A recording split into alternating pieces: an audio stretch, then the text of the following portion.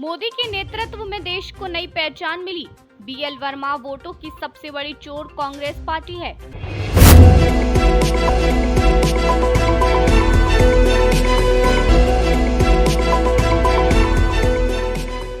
PM Narendra Modi के 75वें जन्मदिवस के अवसर पर बदायूं में सेवा पखवाड़ा का आयोजन किया जा रहा है। इस अवसर पर केंद्रीय मंत्री बीएल वर्मा ने कहा कि पूरे विश्व में भारत को एक नई पहचान पीएम मोदी के नेतृत्व में मिली है। आज भारत किसी से भी डरता या दबता नहीं है, बल्कि आंख में आंख डालकर उसका जवाब देता है। एक सवाल के जवाब में उन्होंने कहा कि राहुल गांधी व कांग्रेस को पहले अपने गिरेबान में झांकना चाहिए। वे भाजपा पर वोट चोरी का आरोप लगाते हैं, जबकि सबसे बड़े चोर तो वे हैं। जवाहरलाल नेहरू पर तंज कसते हुए कहा कि पीएम के चुनाव में उन्हें 15 में से 1 वोट मिला था, फिर भी वे पीएम बने, तो चोरी किसने की। वहीं इंदिरा गांधी ने देश में आपातकाल लगाकर जनता को बुरी तरह परेशान कर प्रधानमंत्री जन्मदिन के उपलक्ष्य में जिस तरीके से कार्यक्रम का आयोजन किया जा रहा है, क्या कार्यक्रम है, कब तक चलेंगे ये कार्यक्रम? माननीय प्रधानमंत्री आदरणीय नरेंद्र मोदी जी, जो इस देश के यशस्वी प्रधानमंत्री, उनका 75वां दिन जन्मदिवस कल 17 सितंबर को पूरे देशवासियों ने मनाने का काम किया और 17 सितंबर से लेकर के 2 अक्टूबर तक भारतीय जनता पार्टी का एक कार्यकर्ता हमारी भाजपा के द्वारा या सरकारों के द्वारा जो भी सेवा के काम आएंगे उनको सफलता के पूर्वक करने का काम करेंगे। कल आदरणीय प्रधानमंत्री ने मध्य प्रदेश के धार से पूरे देश को संबोधन देने का काम किया था, जिसमें बहुत सारी बातें, जिसमें स्वस्थ नारी सशक्त परिवार की थीम पर वो कार्यक्रम, सशक्त परिवार के थीम पर वो कार्यक्रम जिस तरह से पूरे देश ने सुना है, तो मैं कह सकता हूँ प्रधानमंत्री नारी सशक्तिकरण की बात तो हमेशा करते ही रहे, काम करते रहे, लेकिन कल स्पष्ट रूप से उन्होंने कहा है। तब मैं कह सकता हूँ कि आदरणीय प्रधानमंत्री जी जिस तरह से महिलाओं के लिए, किसानों के लिए, गरीबों को 10-11 सालों में काम किया है, ये ऐसा काम है जो 50-60 सालों तक नहीं हुआ, जो काम हुआ है। और कल जिस तरह से सुबह से ही स्वच्छता अभियान, स्वच्छ भारत मिशन के अंतर्गत लगातार जिस तरह से देशवासी स्वच्छता की ओर आगे बढ़ रहे हैं और लगातार देश को स्वच्छ बनाने का काम कर रहे हैं, भाजपा के कार्यकर्ताओं ने भी, मैंने स्वयं अपने गृहनगर उजानी से उस स्वच्छता अभियान को प्रारंभ किया था। उसके बाद लगातार हम प्रधानमंत्री का कार्यक्रम, फिर जहाँ जब बैठे हैं वीरांगना बंटीबाई जो हमारा शिक्षण संस्थान है, इस जगह पर बड़ा ब्लड कैंप भी लगाया। और देखिए राहुल गांधी जी स्वयं में कब क्या बोलते हैं ये उन्हें भी पता नहीं रहता, और राहुल गांधी जी की बातों के लिए उनके पार्टी कांग्रेस के नेता भी बहुत गंभीरता से लेते नहीं, और न जाने बड़बोलेपन में क्या क्या बोल जाते हैं।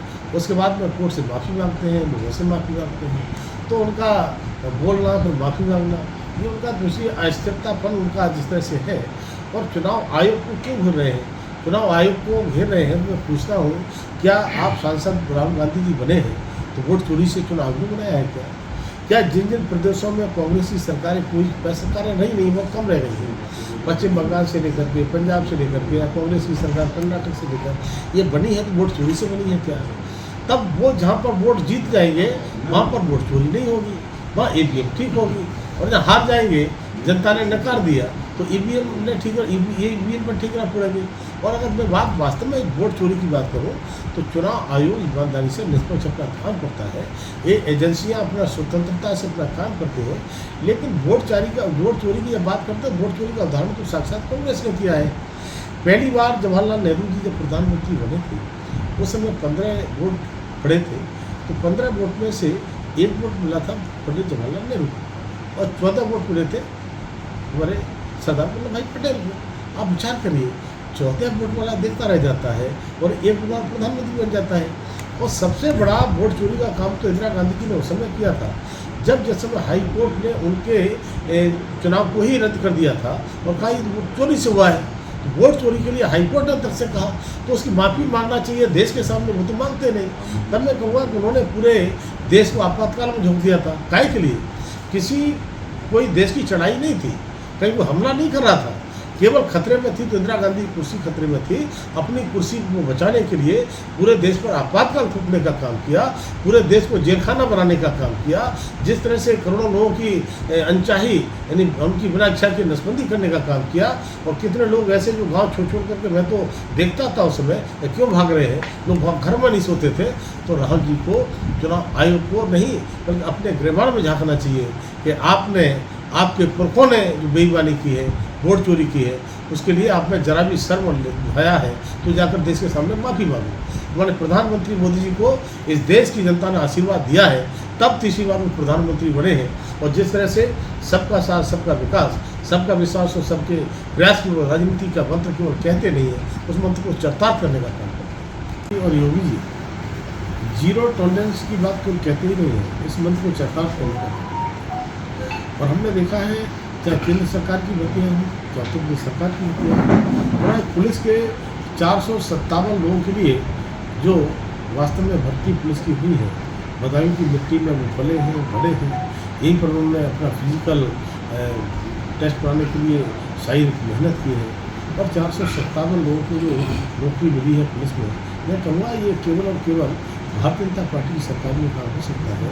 हमने 2017 से पहले सपा की सरकार की सुनी थी, देखी थी, गुंडा राज से लेकर के भ्रष्टाचार तो सुना था, लेकिन नौकरियों में इतना भ्रष्टाचार कि वहाँ पुलिस की भर्ती होती थी तो सैकड़ों परिवार से एक व्यक्ति सूची बनाकर देते थे, वहाँ पैसे की उगाही होती थी, तब जाकर बस वर्ग विशेष के लिए, एक क्षेत्र विशेष के लिए ही नौकरी वहाँ देने का काम होता था। लेकिन आदरणीय प्रधानमंत्री कहते हैं सबका साथ, सबका विकास और सबका विश्वास, सबका प्रयास। इसी तरह से उसी नीति पर माननीय योगी जी चलने का काम करते हैं। तो चाहे वो केंद्र की सरकार की भर्तियाँ हों, चाहे प्रदेश सरकार की भर्तियाँ हों, बिल्कुल पूरी तरह से ईमानदारी से करते हैं। अब पहले की तरह से न पर्ची चलती है, न खर्ची चलती है।